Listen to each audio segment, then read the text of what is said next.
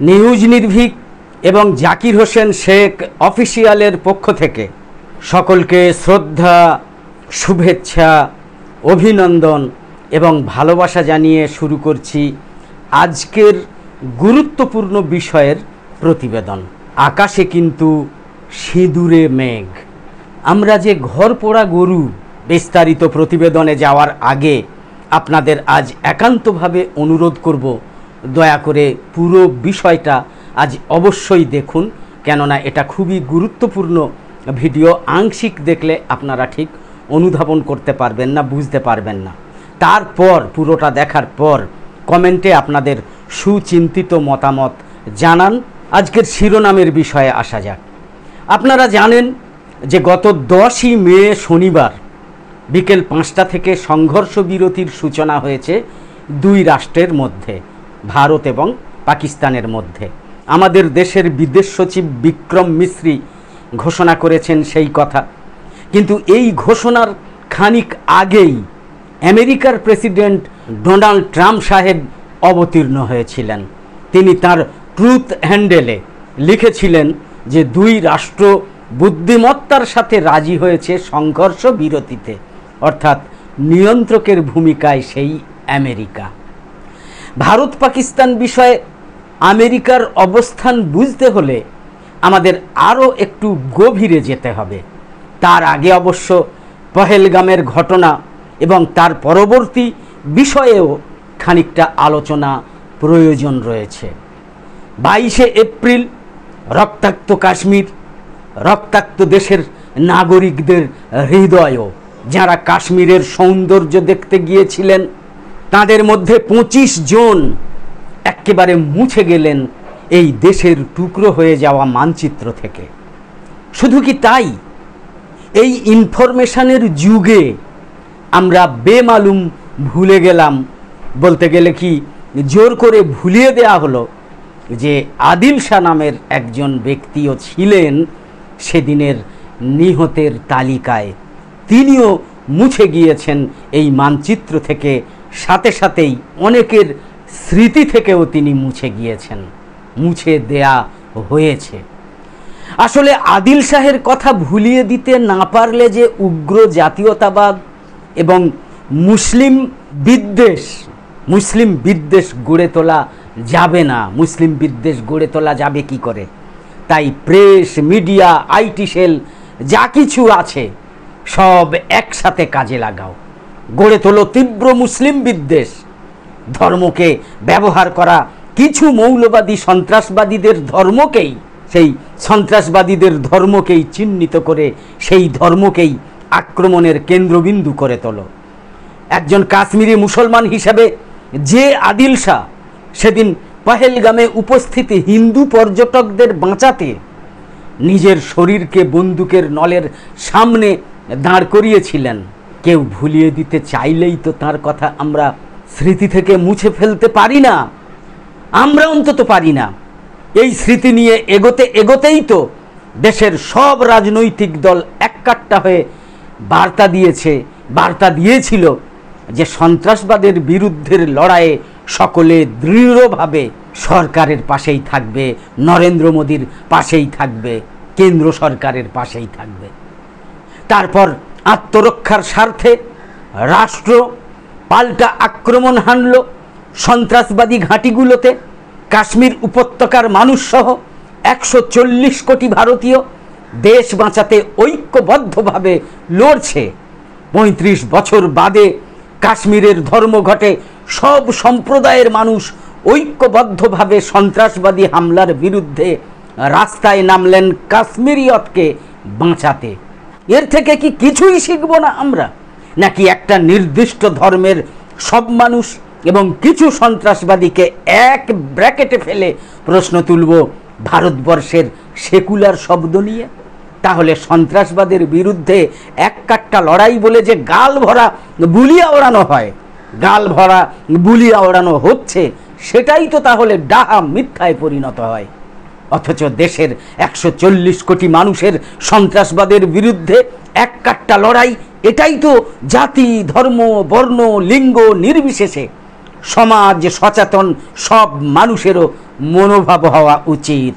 কিন্তু গদি media, IT cell সেই মনোভাবকে ছিন্ন ভিন্ন করে দিতে চায়। এই একবিংশ শতাব্দীতে 5G AI তথ্য প্রযুক্তির যুগে সন্ত্রাসবাদের বিরুদ্ধে লড়াইয়ে বারংবার দেশি বিদেশি মিডিয়া আমাদের সামনে তুলে ধরেছে যে আমেরিকা হচ্ছে সন্ত্রাসবাদের বিরুদ্ধে আপোষহীন দেশ। সত্যি কি তাই? এই কথাটার মধ্যে কি বিন্দুমাত্র সত্যতা রয়েছে? সন্ত্রাসবাদের বিরুদ্ধে কি করেছে তারা? ওসামা বিন লাদেনের বিরুদ্ধে লড়তে গিয়ে নিজের প্রয়োজনে দক্ষিণ এবং দক্ষিণ পূর্ব এশিয়ার ভূ রাজনৈতিক চালচিত্র পাল্টে দিয়েছে আমেরিকা। এককালে এই আমেরিকার সিআইএর হাতেই তৈরি হয়েছিল ওসামা বিন লাদেন। কিন্তু গদি মিডিয়া আমাদের সেই ইতিহাস ভুলিয়ে দিয়েছে, সেই ইতিহাসকে মুছে দিতে চেয়েছে আমাদের মন থেকে। আফগানিস্তানে সন্ত্রাসবাদ দমনের নামে সেখানকার আশরাফ গনির সরকারকে তাড়িয়ে দিয়ে চরম মৌলবাদী ধর্মান্ধ তালিবানদের সে দেশের মসনদে বসিয়ে এসেছে আমেরিকা। আমেরিকার এই ভূমিকা তো ভুলে যায়নি পৃথিবী, এই ভূমিকা তো আমরা ভুলিনি। এই আমেরিকাই তো নিজের অর্থের বলে অন্য গরিব দেশগুলোকে প্রথমে সাহায্য করে, তারপর আস্তে আস্তে দখল করে নেয় তার বাজার, সে দেশের বাজার দখল করে নেয়, তার ভূখণ্ড দখল করে নেয়, তার সার্বভৌমত্ব, তারপরে তাকে নিজের প্রয়োজনে ব্যবহার করে। আধিপত্যবাদী সাম্রাজ্যবাদী দেশ হিসাবে আমেরিকার কাজই তো এটা। এটা কি আমাদের দেশের মিডিয়া, যাকে আমরা গদি মিডিয়া বলি, তারা কি জানে না? আপনি জানেন না? অথচ রাশিয়া ইউক্রেন যুদ্ধ হলে আপনিই তো লাফ দিয়ে ইউক্রেনকে সমর্থন করে বসেন। কেন কি ইউক্রেনকে আমেরিকা সহযোগিতা করছে? আপনি তখন ভারতের চিরদিনের বন্ধু রাশিয়াকে শত্রু মনে করেন। কেননা গদি মিডিয়া এই ধারণা তৈরি করে দিয়েছে। গদি মিডিয়া এইভাবে প্রচার করে আমেরিকাকে, ডোনাল্ড ট্রাম্পকে ভারতের নরেন্দ্র মোদীর সবচেয়ে বন্ধু বানিয়েছে। গত 3 দশকে পাকিস্তানের দুর্বল অর্থনৈতিক চালচিত্রে IMF থেকে হাজার হাজার কোটি টাকা বরাদ্দ হয়েছে। দেখানো হয়েছে এই ঋণ পাকিস্তানের পরিকাঠামো উন্নতির জন্যে। কিন্তু কে না জানে যে সন্ত্রাসবাদের পরিকাঠামো উন্নয়নের জন্যে ব্যবহৃত হচ্ছে সেই অর্থ। 2014 সালের পর থেকে এর বিরুদ্ধে নরেন্দ্র মোদী সরকারের কোনো কূটনৈতিক সাফল্য দেখাতে পারা যাবে না। নরেন্দ্র মোদী সরকার, গদি মিডিয়া আর অন্ধ ভক্তদের আইটি সেল জানে না যে এই IMF তৈরি হয়েছিল দ্বিতীয় বিশ্বযুদ্ধের পরে তৎকালীন সোভিয়েত ইউনিয়নকে শায়েস্তা করতে, যার হত্যাকর্তা প্রথম থেকেই আমেরিকা। আশ্চর্যজনক হলেও সত্যি যে গত 3 দশকে বারংবার ঋণ মেটাতে বিফল হওয়া সত্ত্বেও পাকিস্তানের জন্য 28 বার আর্থিক প্যাকেজ মঞ্জুর হয়েছে। কে করেছে মঞ্জুর?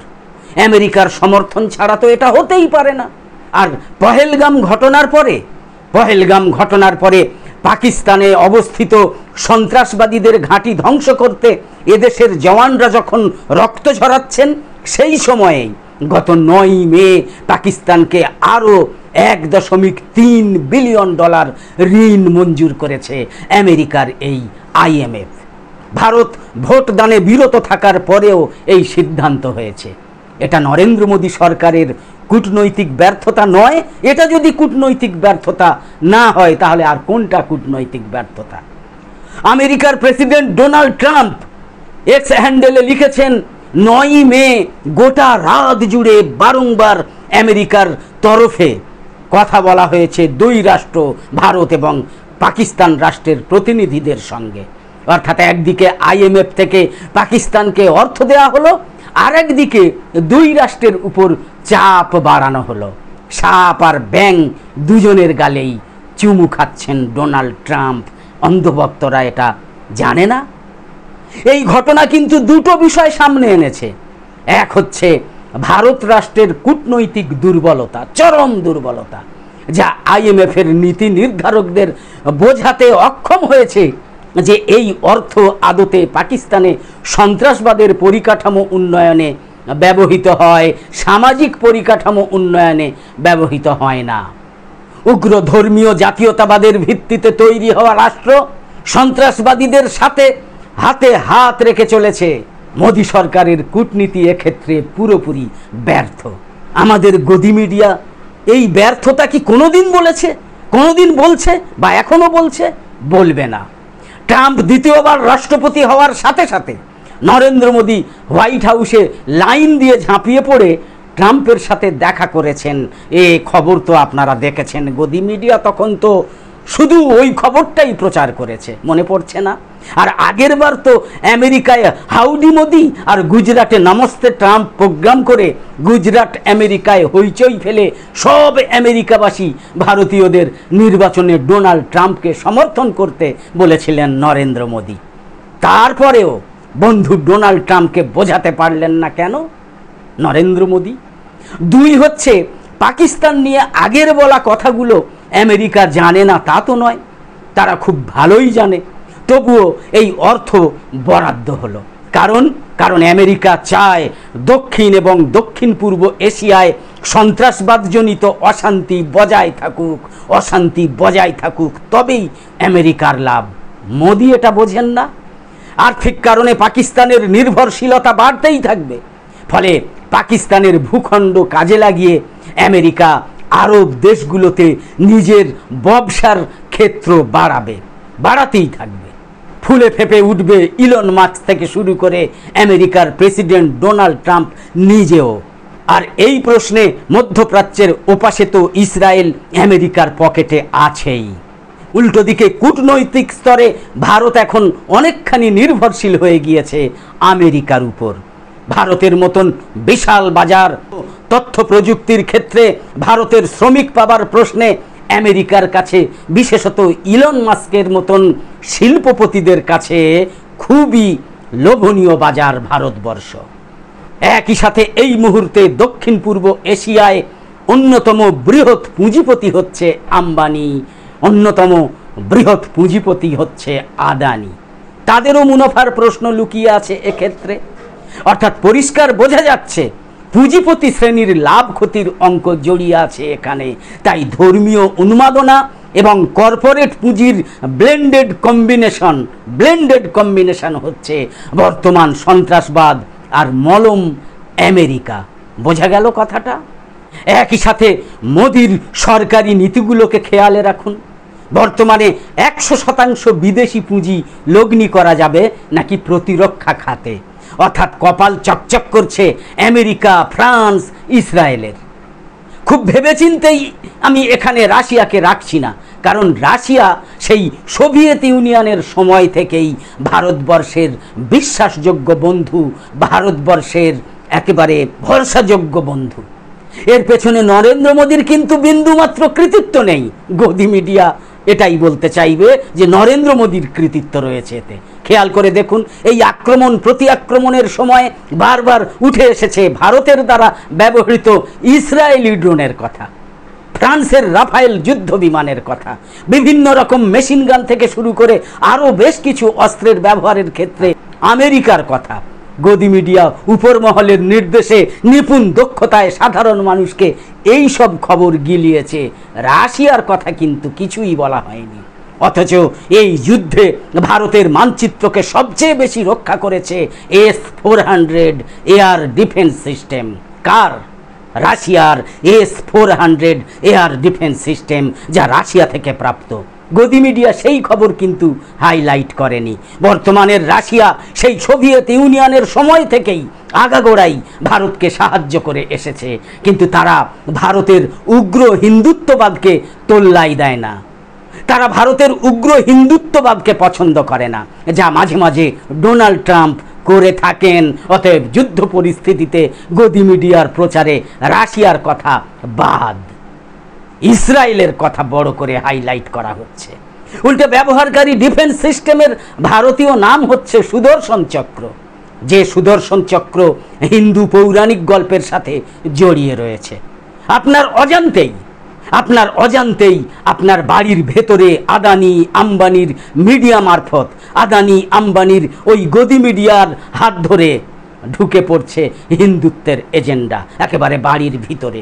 ঠিক যেভাবে প্লেনের আগে পুষ্পক রথের গল্প আওড়ায় ওরা, টেলিভিশন চ্যানেলগুলোতে খেয়াল করলেই দেখবেন মোদির ছবিকে বিভিন্ন সময়ে বিভিন্নভাবে আর্মি অফিসারের পোশাকে সাজিয়ে বারংবার আমাদের সামনে তুলে ধরা হচ্ছে, তুলে ধরা হয়।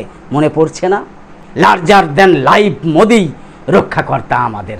অন্যদিকে শহীদ হওয়া জওয়ান বিনয় নারওয়ালের স্ত্রী হিমাংশী নারওয়াল পাহেলগামের নৃশংস ঘটনার পরে যখন বলেন এই ঘটনাকে কেন্দ্র করে হিন্দু মুসলিম বিবাদ তৈরি করা ঠিক হবে না, তখন তাকে সমাজ মাধ্যমে কুৎসিত ভাষায় আক্রমণ করে চলে আরএসএস, বিজেপি, হিন্দুত্ববাদীরা। ফলে ঠিক এই সময়ই স্মৃতিতে চলে আসে বেশ কয়েক বছর আগে কাশ্মীর উপত্যকারই 8 বছরের আসিফার কথা, যাকে টেনে হিঁচড়ে নিয়ে যাওয়া হয়েছিল হিন্দু মন্দিরের ভিতরে। টানা বেশ কয়েকদিন ধরে চলেছিল দলবদ্ধভাবে ধর্ষণ, তারপর খুন করা হয়েছিল তাকে, এবং তারপরই মহা উল্লাসে হিন্দুত্ববাদীরা এই ধর্ষণের সমর্থনে মিছিল করেছিল।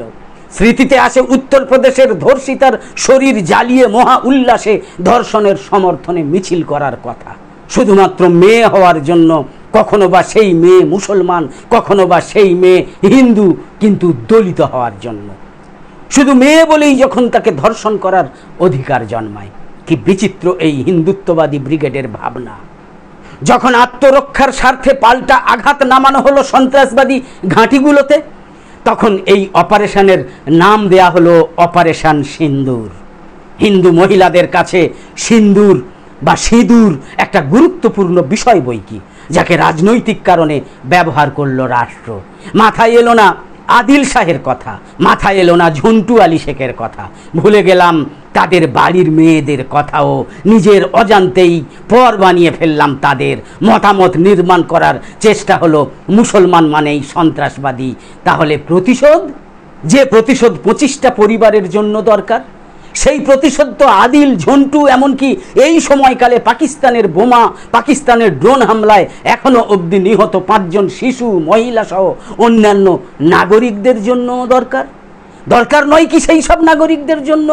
অথচ সিঁদুর একটা নির্দিষ্ট ধর্ম বিশ্বাসের চিহ্ন। সুতরাং এই অপারেশনে এই নাম ব্যবহার করার অর্থই হলো জাতীয়তাবাদের প্রশ্নে তাকে আরও উগ্র, ধর্মান্ধ করে তোলা হলো। নামটা নাকি নরেন্দ্র মোদীর নিজেরই দেয়া। চিন্তা করার বিষয়। কেউ বলতেই পারেন এই সময়ে তো সেনার প্রেস মিটে বারংবার সোফিয়া কুরেশিকে দেখেছি উইং কমান্ডার ভূমিকা সিংয়ের সাথে। তিনিও তো এই অপারেশনে আছেন, তিনিও তো এই অপারেশনে ছিলেন। এই প্রেস মিট দেখে তো বলাই যায় এটাই তো আমাদের ভারতবর্ষ, যেখানে বিদেশ সচিব বিক্রম মিশ্রির সাথে সোফিয়া কুরেশি এবং ভূমিকা সিংহ উপস্থিত। সত্যি বলতে কি এই ভারতবর্ষকেই তো দেখতে চাই আমরা, এই ভারতবর্ষকে। অথচ মাঠে ঘাটে ময়দানে সমাজ মাধ্যমে বিজেপির সুব্রনম স্বামী থেকে শুরু করে বিজেপি আরএসএস বাহিনী যেভাবে আগ্রাসী হয়েছেন মুসলমান সম্প্রদায়ের বিরুদ্ধে, যেভাবে কলকাতার Khidirpur, Garden Reach, Park Circus সহ ভারতের বিভিন্ন জায়গায় মিসাইল আক্রমণ করার হুমকি দেওয়া হয়েছে সমাজ মাধ্যমে, নিত্য নৈমিত্তিক ব্যাপার হয়ে দাঁড়িয়েছে, তখন প্রশ্ন জাগে একাধিক। তখনই আসিফা, তখনই উত্তরপ্রদেশে ধর্ষিত হওয়া মেয়েটার স্মৃতি উস্কে ওঠে। কোথাও গিয়ে কি এমনটা মনে হচ্ছে না যে তুমি ভারতে থাকতে চাইলে আমার টার্মসে চলো, অর্থাৎ আমি বর্ণ হিন্দু, আমি সংখ্যাগুরুর প্রতিনিধিত্ব করি, তোমায় থাকতে গেলে, দেশপ্রেম দেখাতে গেলে আমার শর্তেই চলতে হবে, আমার শর্তেই দেশপ্রেম দেখাতে হবে। তোমার নিজস্ব কোনো আলাদা কোনো মতামত থাকতে পারে না, ধর্মীয় কোনো পরিচয় থাকতে পারে না। এরই ফলশ্রুতি যুদ্ধ পরিস্থিতিতে মিডিয়ার ফেক প্রোপাগান্ডা, যা বিভৎসতাকে আরও কয়েক গুণ বাড়িয়ে দেয়। যে সমস্ত মানুষ যুদ্ধের বিরুদ্ধে শান্তির পক্ষে কথা বলবেন তাদের জুটবে দেশদ্রোহিতার তকমা। সে হিন্দু হোক, মুসলিম হোক, বামপন্থী হোক, যেই হোক। এমনকি কেন্দ্র সরকারের মুখপাত্র বিক্রম মিশ্রিকেও দেশদ্রোহী বলে দেখে দিচ্ছে এরা, ওই অন্ধভক্তরা। একজন বিজেপির মন্ত্রী পর্যন্ত কর্নেল সোফিয়া কুরেশিকে সন্ত্রাসবাদীদের বাহেন বলে মুসলিম বিদ্বেষ উগরে দিচ্ছেন। ভাবা যায়? ব্যবস্থা নেওয়ার দায়িত্ব কার? অথচ খেয়াল করে দেখুন, পাকিস্তানের পক্ষ নিয়ে, পাকিস্তানের পক্ষে থেকে দিব্যি ভারতকে কোণঠাসা করার কাজ করে যাচ্ছে আমেরিকা। এখন সেই তথাকথিত দেশপ্রেমীরা, অন্ধভক্তরা কি বলবেন? প্রশ্ন করা যাবে না? আসলে আমেরিকাকে করতেই হতো তো এই কাজ, না হলে তার কপালে দুঃখ ছিল। এবারের অবস্থা যেদিকে যাচ্ছিল তাতে প্রভাব বাড়াচ্ছিল রাশিয়া এবং চীন। রাশিয়া প্রকাশ্য সমর্থন জানিয়েছে ভারতকে, অন্যদিকে চীন পাকিস্তানের ঘনিষ্ঠ। রাশিয়ার পাঠানো S-400 এয়ার ডিফেন্সিভ সিস্টেম প্রভূত সাফল্য পেয়েছে ভারতের সুরক্ষার প্রশ্নে। ফলে ভূ রাজনৈতিক ক্ষেত্রে আমেরিকার এই প্রশ্নে দর কষাকষির ক্ষমতা কমে যাচ্ছে। আর এটাই আমেরিকার কাছে সবচেয়ে বেশি মাথা ব্যথার কারণ। একবার যদি এই প্রশ্নে আমেরিকা দুর্বল হয়, তাহলে এশিয়ার দক্ষিণ এবং দক্ষিণ পূর্ব ভূখণ্ডে আরও শক্তিশালী হয়ে উঠবে চীন। এই হচ্ছে আমেরিকার মাথা ব্যথা। বর্তমানে গোটা বিশ্ব রাজনীতিতে আমেরিকান সাম্রাজ্যবাদের বিরোধী শক্তি হিসাবে চীন, রাশিয়া সহ অন্যান্য বেশ কিছু শক্তি কাছাকাছি এসেছে। গত 9 মে ফ্যাসিবাদের বিরুদ্ধে সোভিয়েতের বিজয় দিবসের 80তম বর্ষ পালন অনুষ্ঠানে উপস্থিত ছিলেন লাতিন আমেরিকার নিকোলাস মাদুরো, চীনের প্রেসিডেন্ট সহ অন্যান্য রাষ্ট্রপ্রধানেরা। তাই বিপদ বুঝে আমেরিকা নামে ভারত পাকিস্তান মধ্যস্থতায় ঋণ খেলাপি হওয়া সত্ত্বেও $1.3 বিলিয়ন IMF থেকে আবার মঞ্জুর হলো পাকিস্তানের জন্য। পেছনে তো অবশ্যই আমেরিকা। আমেরিকা না থাকলে এই অনুদান, এই ঋণ মঞ্জুর হওয়া সম্ভবই নয়, কল্পনাই করা যায় না। অন্যদিকে রইলেন মোদি, যিনি ডোনাল্ড ট্রাম্পের ঘনিষ্ঠ এবং উগ্র জাতীয়তাবাদী রাজনীতির ফ্ল্যাগ বেয়ারার। আর এর মাঝে রইলেন অসংখ্য খেটে খাওয়া মানুষ, যারা 22শে মের অনেক আগে থেকেই লড়াই করে চলেছেন। শেষে রয়ে গেল কাশ্মীর সংক্রান্ত বেশ কিছু প্রশ্ন, বেশ কিছু গুরুত্বপূর্ণ প্রশ্ন। নাশকতায় যুক্ত সন্ত্রাসবাদীদের কি খুঁজে পাওয়া যাবে? এই রকম একটা নাশকতার, এই রকম একটা ভয়াবহ নাশকতার খবর কি সরকারের কাছে আগে থেকেই ছিল?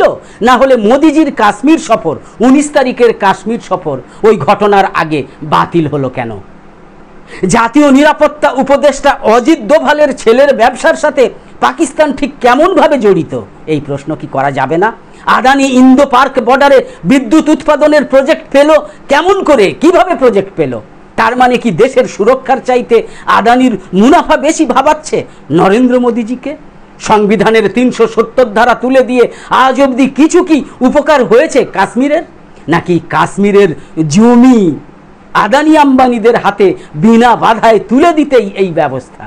ঠিক কোন অধিকার বলে 72 সালের সিমলা চুক্তি ভেঙে দিয়ে দেশের সুরক্ষা নিয়ে ডোনাল্ড ট্রাম্প, আমেরিকার প্রেসিডেন্ট ডোনাল্ড ট্রাম্প দর কষাকষির সুযোগ পেলেন? এই সুযোগ কে করে দিলেন তাকে? এই প্রশ্নগুলো থাকবেই। কিন্তু সাথে সাথে সাম্রাজ্যবাদ, উগ্র জাতীয়তাবাদের বিরুদ্ধে লড়াইও কিন্তু নিরন্তরভাবে চলবে, নিরন্তরভাবে চলছেও। কৃতজ্ঞতা স্বীকার, সমন্বয় রাহা। একদম শেষে বলি, নিউজ নির্ভীকে প্রতিদিন এমনই সব দমদার বিষয়ের ভিডিও দেখতে পাবেন যা মেইনস্ট্রিম মিডিয়ায়, অর্থাৎ প্রাতিষ্ঠানিক সংবাদ মাধ্যমে, যাকে আমরা বলি গদি মিডিয়া, সেই গদি মিডিয়ায় আপনি কিন্তু কখনোই দেখতে পাবেন না। কারণ হচ্ছে প্রাতিষ্ঠানিক সংবাদ মাধ্যমগুলো এখন পুরোপুরি বিক্রি মিডিয়ায় পরিণত হয়েছে। বিক্রি মিডিয়ায় তাদেরকে যতটুকু শিখিয়ে দেওয়া হয়, তাদেরকে যেটুকু শিখিয়ে দেওয়া হয়, বা পয়সার বিনিময়ে যতটুকু খবর প্রকাশ করতে নির্দেশ দেওয়া হয়, তারা শুধু সেইটুকুই প্রকাশ করে, তা ছাড়া অন্য আর কিছুই তারা প্রকাশ করতে রাজি নয়।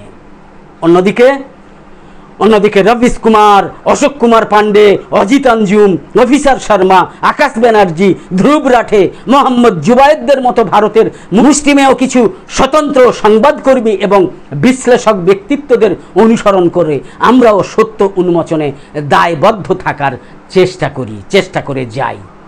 দেশের বিরুদ্ধে যায় এমন কোনো কথা আমরা যেমন কখনোই বলবো না, তেমনি ভুয়ো খবরও কিন্তু আমরা কখনোই প্রকাশ করব না। তাতে আমাদের খবর আংশিকভাবে প্রকাশ করতে হবে, কিন্তু আমরা এই দুটোর কোনোটাই করতে পারবো না। দর্শকরা এটা অন্তত খেয়াল রাখবেন। ভুয়ো খবর থেকে বাঁচতে আমাদের প্রত্যেকটা গুরুত্বপূর্ণ ভিডিওর বা লাইভ সম্প্রচারের নোটিফিকেশান পেতে ইউটিউবে সাবস্ক্রাইব এবং ফেসবুকে লাইক ও ফলো করে আমাদের আরও নতুন নতুন ভিডিও বানাতে এবং লাইভ সম্প্রচারে উৎসাহিত করতে লাইক, কমেন্ট এবং শেয়ার করে নিউজ নির্ভীক এবং Zakir Hossain Sheikh official YouTube channel আর ফেসবুক পেজের সঙ্গে থাকুন।